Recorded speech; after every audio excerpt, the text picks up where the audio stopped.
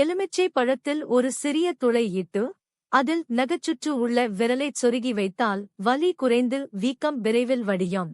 Making a small hole in a lemon and inserting the infected finger into it helps reduce inflammation and heals nail infections, whitlow, quickly.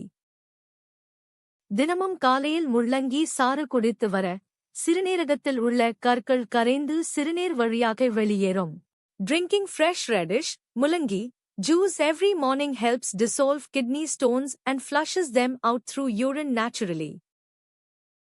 வெதுவெதுப்பான நீரில் கல் உப்பு மற்றும் சிறிதளவு மஞ்சள் தூள் கலந்து வாய் கொப்பளித்து வர தொண்டை வலி மற்றும் வீக்கம் குணமாகும். Gargling with warm water mixed with rock salt and a pinch of turmeric powder effectively reduces throat pain and swelling caused by tonsillitis. நொச்சி இலைகளை நீரில் போட்டு கொதிக்க வைத்து அந்த நீரில் ஆவி பிடித்தாலோ அல்லது குளித்தாலோ நாள்பட்ட மூட்டு வலிகள் நீங்கும். Inhaling steam or taking a bath with water boiled with nochi, Vitex negundo, leaves provides great relief from chronic joint and muscular pain.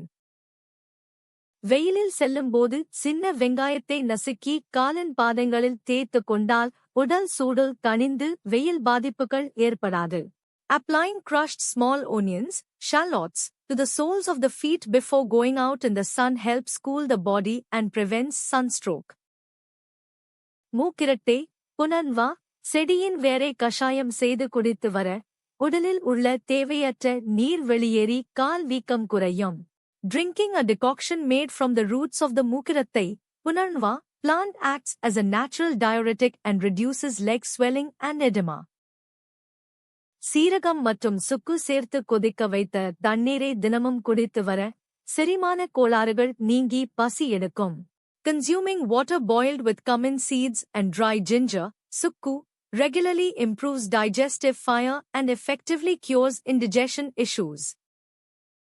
இலவங்கப்பட்டை எண்ணெயை ஒரு துளி பஞ்சில் நனைத்து பால் வலி உள்ள இடத்தில் வைத்தால் கிருமிகள் அழிந்து வலி உடனடியாக குறையும்.